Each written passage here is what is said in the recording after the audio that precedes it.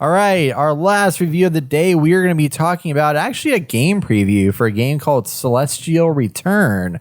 I was actually reached out to by the creators of this game. They're looking to launch a Kickstarter this month, actually. So the Kickstarter link will be in the show notes when you guys watch this. But this game caught my eye when they sent us an email about it because it is a narrative-driven sci-fi noir RPG where you roll as three lost souls scheming the heist of the millennia. You roll the dice, mix and match your skills, and make tough choices and steal the Titan core to rule a cyborg army, which is pretty crazy. So there's a 15-minute demo, roughly 15-20 minutes. That's available right now on Steam, and that is what I played. So it's only been a 15-minute experience, but the idea of this game is if you guys have ever played Disco Elysium, it's got the vibe of Disco Elysium and the narrative choice-driven stuff of that, and then a crossover with one of my games that I talked about here, Citizen Sleeper, that I really enjoyed a lot. So both of them have these narrative aspects that have major branching pathways. There's apparently over 70,000 lines of dialogue in this game, and it has kind of the dark and grittiness of Disco Elysium, but some of the kind of rolling mechanics of Citizen Sleeper. So in this, you start out and you are going through a narrative story. You're learning a little bit about the characters. You play a kind of a PI kind of character, but he's a paranormal investigator. And as you're playing the paranormal investigator, you meet this little like flower character who apparently knows all, and you interact with her, and she's kind of your companion that goes along with you. You start the demo in episode 6, and they kind of introduce you to a lot of the different mechanics. So most of it is going to be dialogue that you're reading on the sidebar that's telling the narrative story. And at certain points in time, you have choices that you make. And some of those choices will be based off of character traits that you've unlocked for yourself as time goes on, such as if you've leveled up your intellect or your craziness, for example. Like there might be options for like being crazy or like perception or whatever. Those different things will be unlocked as you progress through the game. There's also like a cybernetics kind of component that wasn't shown in the game, but there is a cybernetics aspect that makes your character better in some capacity. I haven't understood fully how that works. But the big thing around this is definitely like there's a deep narrative, and there's a really interesting art style here because it's got this whole cyberpunk. Yeah, no, I love the art style. Yeah, so far. it's already stood out. It's fucking like there. Yeah, I was really surprised by the art style. The illustrations are really solid. As you're playing through it, like there's not like, full cutscene animation on the left-hand side, but there's like moving graphics, if you will. But they all look really, really cool and interesting. You enter at certain points the Abyss, which is where you upgrade your character. So there's like the insight points you can add to your character that give you advanced things, such as like in sensory sharpness, this, that, whatever. And then there's a couple other like, leveling tiers and stuff like that you can process through. But when you're in an area, you're like going through the narrative, doing the different choice making, like making the different choices of good, bad, or whatever. And it does seem like there are some pretty intense like choices that can have a direct impact of the game. Because like in Disco Elysium, you very easily could like kill yourself in the first 10 minutes of the game by just making a wrong choice. This one didn't happen to me yet, but I could very easily see that happening. Because there was a moment where I had an option of like, do I pull my gun or not pull my gun when a random, this weird, I think they called it a poltergeist or something that showed up in the area that was kind of mysterious. And I was like, do I pull my gun and shoot him, or do I holster it and just kind of wait? I ended up waiting and ended up like kind of making a pact, but not a pact with this guy. Okay. Kind of like, hey, we're kind of aligned, but not really aligned. Back up. What's the story? So it's a narrative-driven sci-fi noir RPG where you roll as three lost souls scheming the heist of the millennia. So you're trying to do this big, huge heist in this sci-fi noir world. So your goal is to steal the Titan core to command a cyborg army. Okay. Yes. Very interesting. And you play Howard, the PA detective.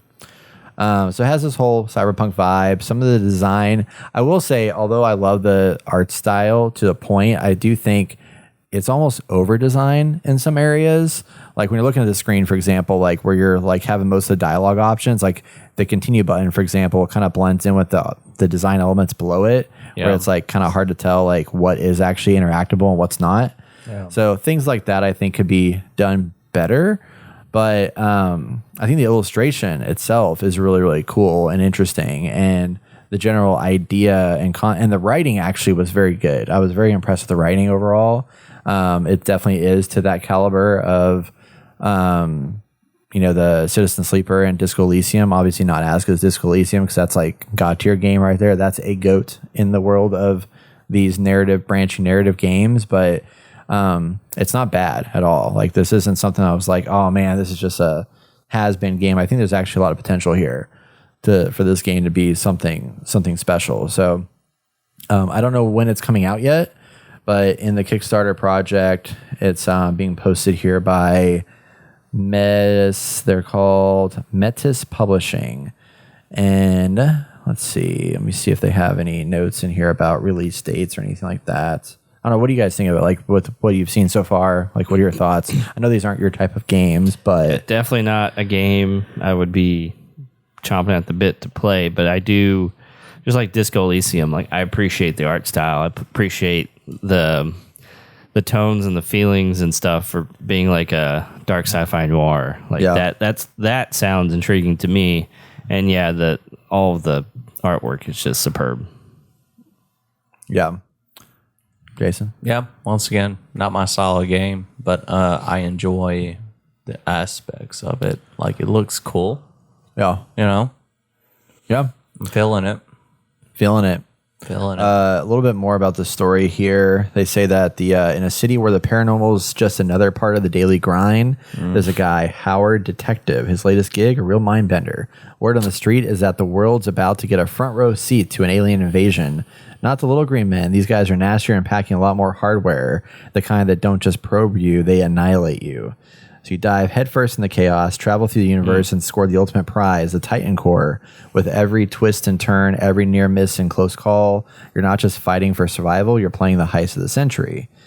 They smash together an art style that's as unique as it is stunning, mashing up Japanese manga flair with the raw energy of American comics. Hand-drawn graphics vividly capture the personalities and settings of the characters, ripping pages from legends like Blame, Biomega, Akira, and Berserk. Wow. Akira. I got a lot of stuff in there. Yeah. Lots of style from different aspects and great references to some good IPs. Yeah, there's some shit that gets really dark and fucked up with some of the illustrations and stuff, but it is really cool. Every decision weaves a story with different combinations. Every decision hinges on the roll of a six-sided die, with success for failure branching the narrative in unpredictable directions, which is where it gets a little challenging because you're like, oh shit, I rolled bad. Now I have to live with those consequences. So it's almost like a Baldur's Gate style. Yeah. Yep. So I got a question for you. How's the ambiance with like music and sound? it's good. It's a little repetitive in the 15 minutes. I mean, there's like 2 songs that basically played in the background, but it feels appropriate. It's not like underproduced. The only thing that was kind of obvious that there was like some money that was not there is when you're doing the demo intro. I feel like that was kind of like for the sake of the demo, and it was like the voiceover that was telling the story of like where you are now was poorly recorded, just didn't sound high quality. But I mean, visually, I mean, everything else is, you know, really, really well done, it seems. And yeah, but the music was good. It kind of fit the vibe pretty well. I didn't have any qualms there, other than it just was like, you know, I mean, it was only 15 minutes, but I heard the same 2 songs throughout the 15-minute period, basically. Yeah. There's also another piece of this that when you're not in the dialogue sections, like when you move from location to location, there's like this isometric overview world that's like all cyberpunky and stuff, where you can see and move around with your WASD keys and see all of the locations that you can move to. So it's like a bar, there's a silo, there's like a couple other places, and you look around to see where you want to go, and you click on that, and like your little characters like will move to that location. So it's kind of like a game board, if you will. That you can navigate through and pick a different area. Here's the city. So it's just this big, vibrant kind of cyberpunky world that you can just look at like what each location has, and then you just click on that location, and it just like moves you to that location, because it kind of puts you in perspective of like the space and stuff. Did the other game kind of do something like? Yeah, they had something like this. Yeah, Citizen Sleeper had something like this where it was like you were on this halo ring kind of thing, Yeah. and you moved around the ring to select your next location, and then the dialogue would ensue. Yeah. Disco Elysium, on the other hand, was like actually you'd move your character through a map right. and like click around Like with Baldur's like kind of like Gate. a Diablo style, or you have Yeah. Baldur's Gate. So this one's less, where it's like once you click on the location, you just follow this. See the little green lines that are in there? That's like the pathway your character will take to get there. Gotcha. Yeah, I mean, it was a random cold email that we got, and I checked it out, and I'm definitely interested to see more. I could definitely see myself diving into it when it comes out full release. I just think if they clean up the UI a little bit and kind of focus in more on the illustration and less on the design elements, I think they have a really good solid concept on their hands. So Yeah. Looks like they're off to a good foot. I mean, obviously it's early. They haven't started the Kickstarter. yep, They have a lot of good things in place to show off, and I'm sure they can clean up all that stuff you're talking about. oh yeah, for sure. And I'm excited to hear what your review of this game. Heck yeah. I'm trying to see if they have a release date anywhere. I don't think they Yours too. do. No. Let's see. They said demo came out 15 days ago. It came out like right at the end of July. Oh, okay.